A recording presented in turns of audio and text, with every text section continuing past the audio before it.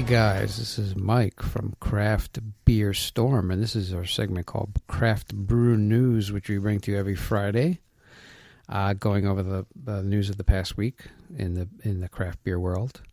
And our first story is ZX Ventures-backed Kombrewcha refreshes look and expands distribution. And amid growing interest, more functional alcoholic beverages, one of the country's pioneering hard kombucha brands, is undergoing a makeover in an effort to appeal to younger female consumers looking for boozier versions of the fermented tea beverage. Originally launched in 2013 as a traditional non-alcoholic kombucha, Kombrewcha, which is co-founded by Honest Tea co-creator Barry Nalebuff, and received an investment from Anheuser-Busch's ZX Ventures in 2016, has upped its alcohol content and unveiled new packaging as emerging hard kombucha category begins to develop. So apparently this is a category that's growing, and they're targeting younger female consumers. I guess they like more alcoholic kombucha. It's supposed to be healthy for you, but if you throw alcohol in it, I guess you get best of both worlds. Yeah.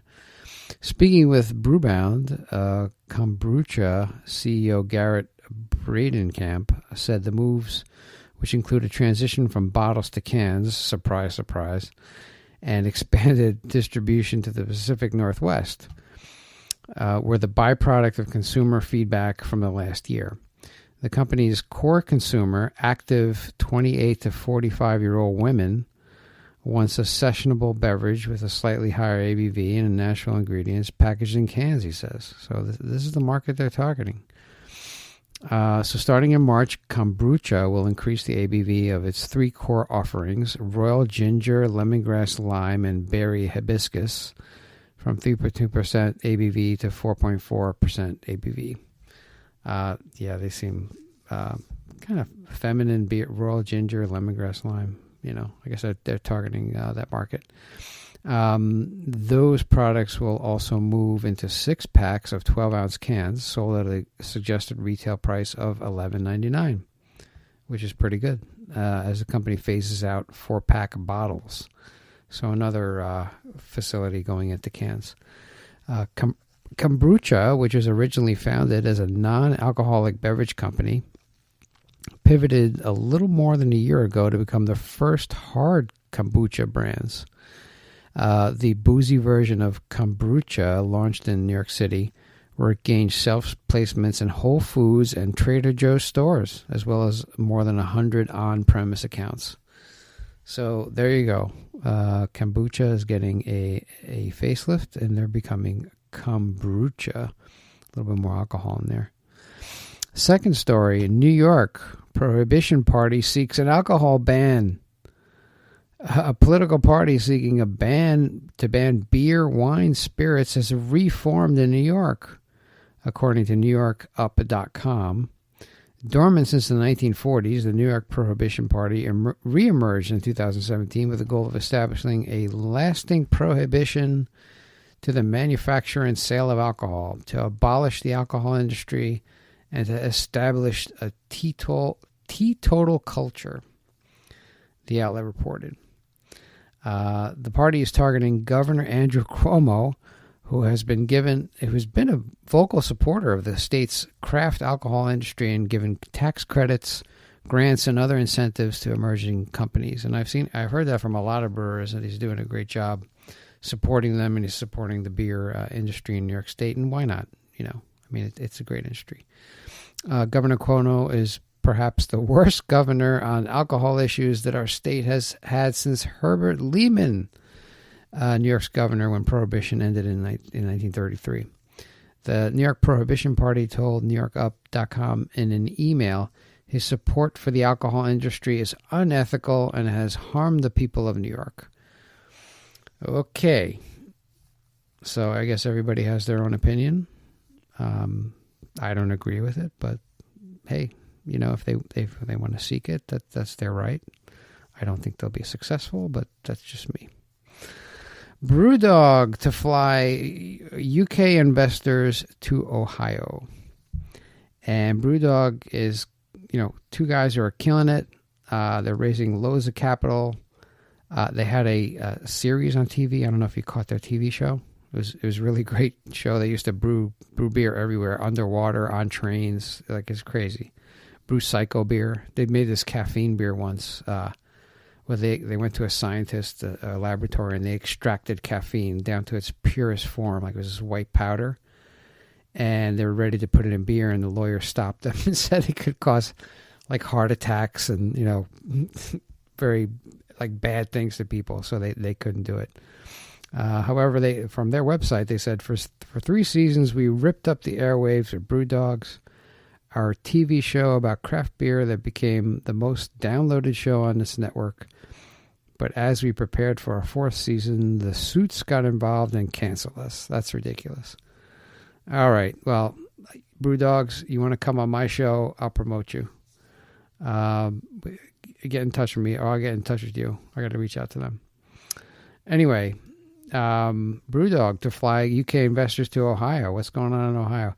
Brewdog is getting into the airline business, sort of. The Scottish craft beer makers announced an exclusive trip for its Equity for Punks investors to go to London to Ohio on February 21st through the 25th. Our shareholders are involved in every aspect of our business for a chance to check out our Columbus brewery like never before. There's no better way to travel than Brewdog Airlines, the company wrote on its website. Well, there you go. Brewdog said it would give travelers a behind-the-scenes look at its Columbus brewery, as well as tours of other breweries in the region. So Brewdog is getting into the airline business. How about that? Last story, we can't exclude this because we've been talking about this for the past, I don't know how many episodes. Canopy Growth Corporation to invest up to $150 million in New York production facility.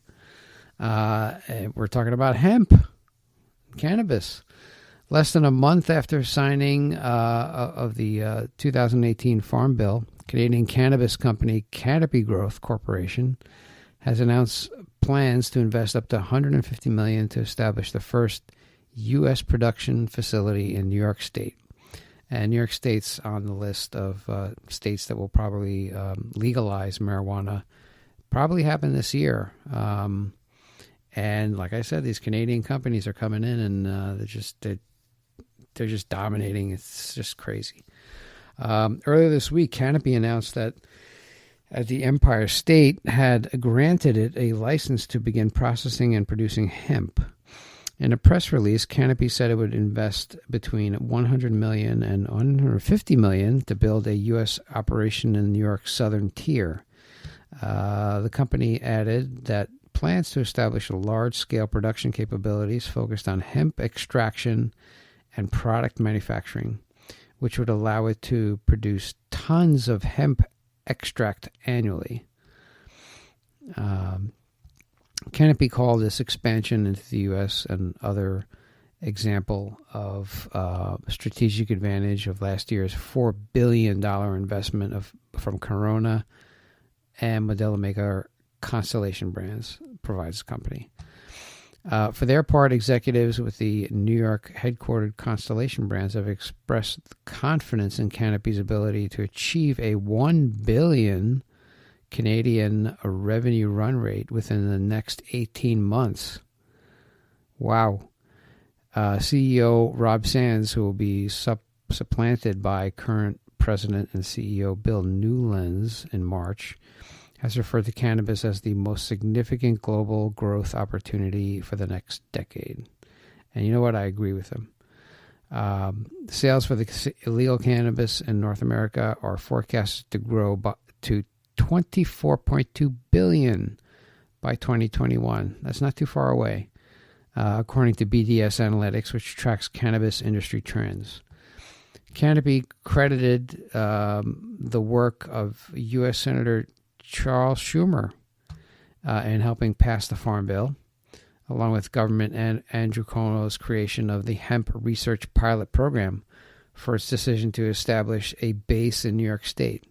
So one group approves of them, of Cuomo, and one group says, he's doing bad things for the state. So I guess what do you say? I think creating jobs and just bringing more money into the economy is fantastic. And, the states can tax this stuff too, so they can make money off of it. And I think that's why all these other states are getting on board with this as well. So we'll see what happens. It's going to be interesting. THC, CBD infused beer, beverages. It's just going to be interesting to see how this all plays out. But that's our last story. And if you like what we're doing, if you like our podcast, please go on to iTunes.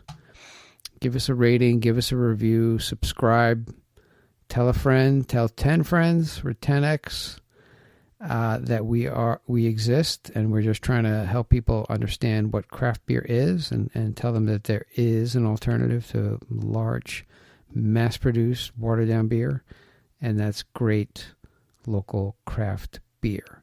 We also do podcasts for Friday on Craft Brew News. We do Mondays. We interview a brewer or a founder of a brewery, also movers and shakers in the industry.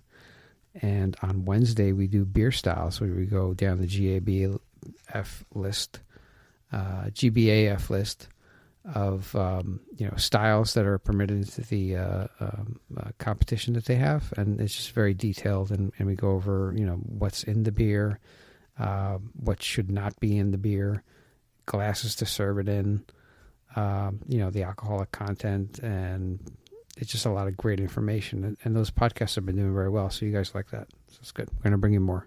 We got a long list. I think we're on number 18 or something, and there's like 103. So we're going.